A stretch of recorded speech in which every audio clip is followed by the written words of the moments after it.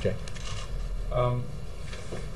Vice President Biden gave an interview in which he said the Taliban per se is not our enemy. We're fighting the Taliban right now, as I know I don't need to tell you. Can you explain a little bit more? Sure. I mean, does he regret using that Not at all. language? I think, and I think it's important, I know you've written about this, to understand what most Americans, I think, know, which is that we didn't invade Afghanistan. We did not send U.S. military personnel into Afghanistan because the Taliban were in power. They had been in power. We went into Afghanistan because Al-Qaeda had launched an attack against the United States from Afghanistan.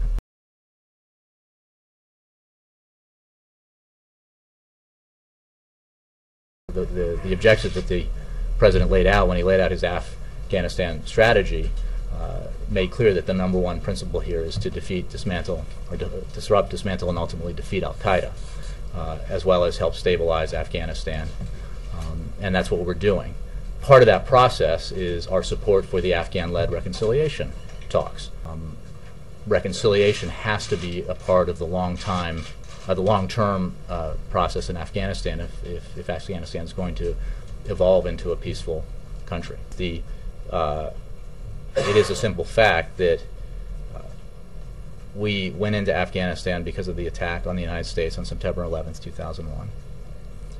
We are there now to ultimately defeat Al-Qaeda, to stabilize Afghanistan, and stabilize it in part so that Al-Qaeda or other terrorists who have as their aim the attacks on the United States cannot establish a foothold again in that country. So what is also completely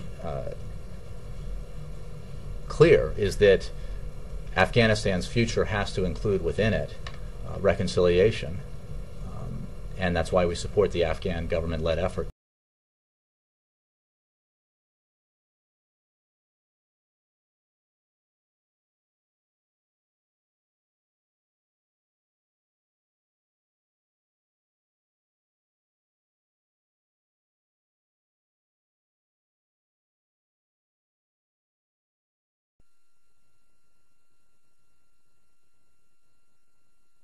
But I do believe that we have to change our policies with Pakistan.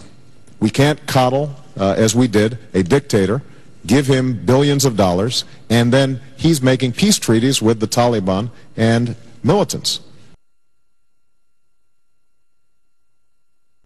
Reported peace negotiations.